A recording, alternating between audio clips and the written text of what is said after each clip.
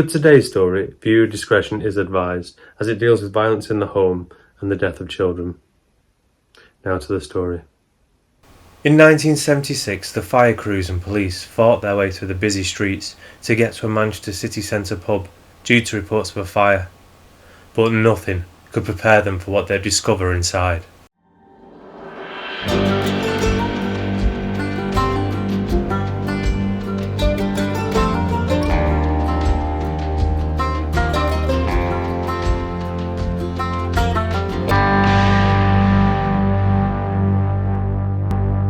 In the spring of 1976, the Branbury family lived in the centre of Manchester, living in the rooms above where their parents worked, as 29-year-old Arthur was a pub manager, and his 34-year-old wife Maureen worked behind the bar.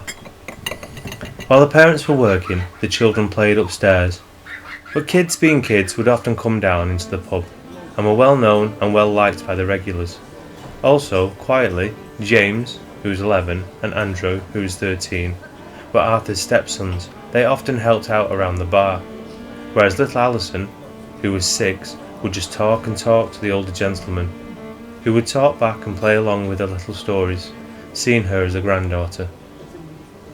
Everything seemed fine at the Branbury family.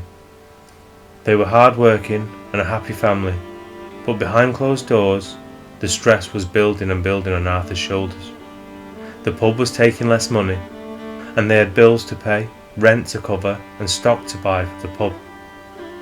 And over the months, this started to weigh on him, and this affected their marriage too.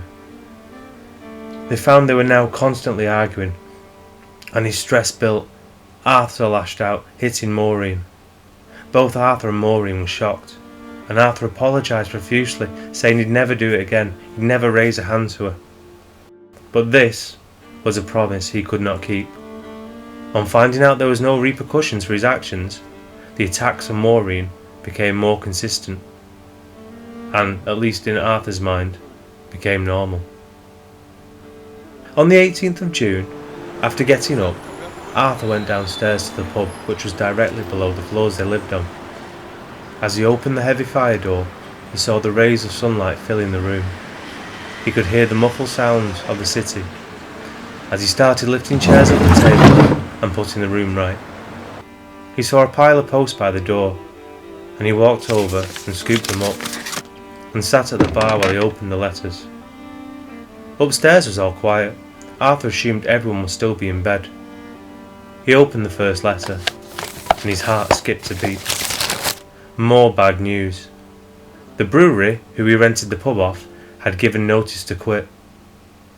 So he and his family would have to move out to another pub, or find somewhere else to live and get new jobs.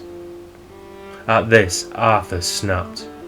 All the nastiness and anger he had inside was released in the most horrifying way.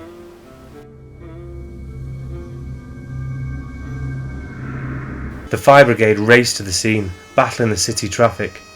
And to make matters worse, the pub that was reportedly burning was on Little Lever Street, one of the city's many back alleyways that were only wide enough for a car to fit down. Police were already on the scene by the time the fire crews arrived, and the information was limited. No one knew how the fire had started or if there was anyone inside the building, but it was clear the fire was on the first floor.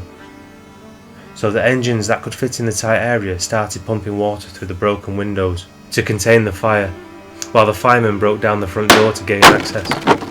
Then, with the hoses, they raced up the stairs to the first floor to look for survivors and fight the ferocious flames. After a fierce battle, the fire was put out, but the police officers outside noticed something was wrong when the firemen came out onto the street shaking their heads. The fire chief walked over to the policemen, and he told them the horrors of what they found inside.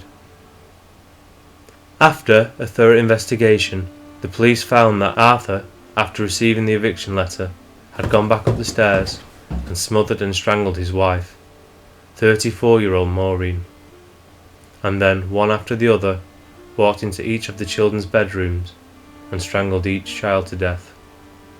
13-year-old Andrew, 11-year-old James, and even little Alison, his own 6-year-old daughter. But just as he had finished his horrendous crime, he heard keys in the door below. He heard the door open, then click, as it was locked again. It was the pub's cleaning lady. He knew he had gone too far, and there could be no witnesses. So he straightened up, straightened his clothes, and smoothed back his hair. He went to greet her, when he attacked and strangled the poor woman, who was just in the wrong place at the wrong time. He then dragged all the bodies into a pile on the first floor, and stopped. There was banging at the door downstairs. Arthur walked over to the window and looked below. There was 2 men in a van. It was the morning delivery. He hurried down the stairs and opened the door. The 2 men walked in, greeted Arthur, and dropped off the crates. Looking around, the younger man asked Arthur where his wife and children were, as they were always downstairs saying hello at the time of deliveries. Arthur just shrugged and said, "They're upstairs," as he saw the 2 men out and locked the door again. He went back up the stairs and set fire to the bodies to get rid of the evidence. Although police thought it was unclear if he died by setting himself on fire too, or the fire had got out of control too quickly and he killed himself by accident. But on the 18th of June, 1976, 6 people died in the rooms above the Mother Mac's pub, all down to the horrific actions of Arthur, an evil man, or someone who was severely troubled. The pub was fixed and opened again for business, and ran from 1870 till this year, 2024, where it had closed this month. This is why I have chosen to do this story this week, as the pub has now been closed. Its recognisable painted signs pulled down and currently propped up against a window inside. Looking at the current licensing application submitted to Manchester City Council, it looks like it's still going to be a pub, and it's set to reopen under a new name of the Rat and Pigeon. But it will be interesting to see if they try and hide the pub's grim past. For centuries, the British pub has been a social lifeline, the life and soul of our communities. But many of these up and down the country have also been the setting of some of the country's most appalling crimes and heinous murders.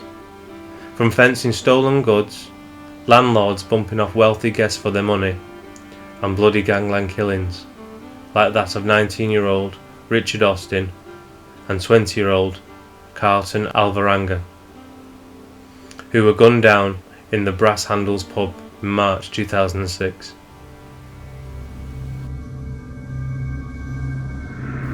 Well, that'll do it for today.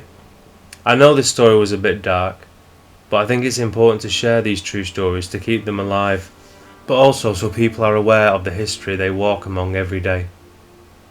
If you got anything from this story, let me know in the comments below, and if you're new here, don't forget to like and subscribe. That will do, and take care.